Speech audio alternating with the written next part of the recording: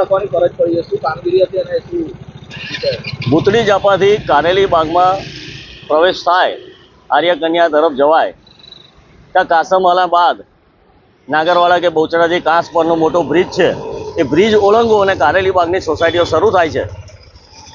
એ bridge ઓળંગતા Atul park society છે, વાયરોક hospital છે, સરદાર છાત્રાલય છે, આર્ય કન્યા છે।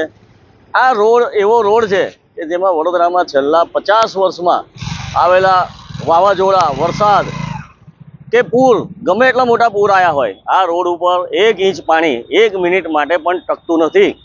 કારણ કે આ રોડ ઊંચાણ પર છે ને આજુબાજુ બધો નીચાણવાળો ભાગ છે, તો ત્યાં પાણી જતું રહે છે। હવે આવા રોડ ઉપર જ્યારે નવો રોડ બનાવવાની વાત હોય તો જોડે જોડે ખૂબ ખર્ચા કરીને વરસાદી કાંસ નાખવાનું પણ કામ ચાલુ થયેલું દેખાય છે। અઠવાડિયાથી રોડ ખોદીને વરસાદી કાંસના ભૂંગળા ઉતારી રહ્યા છે।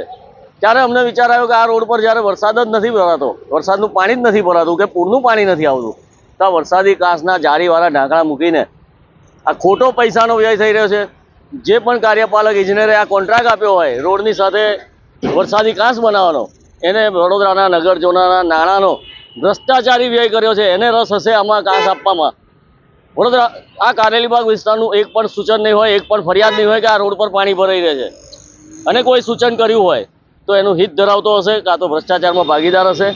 તો આ નાણાંનો વ્યય, વડોદરાના નગરજનોના નાણાંનો વ્યય તો છે જ, ઉપરથી આ વિસ્તારના લોકોને જ્યારે આવી વરસાદી કાંસ નખાશે ત્યારે કોમર્શિયલ બિલ્ડિંગો જો કોઈ બનવા જશે, આ લોકો આની અંદર ડ્રેનેજ જોડી દેશે અને આ ડ્રેનેજનું પાણી સીધું બહુચરાજી કાંસ, નાગરવાડા કાંસમાં જશે ને કાયમી દુર્ગંધ, આ વિસ્તારમાં કાયમી દુર્ગંધનો ભોગ બનશે। જે હાલ થોડી ઘણી દુર્ગંધ તો મારે જ છે, પણ આ કાયમી દુર્ગંધનો ભોગ બનશે।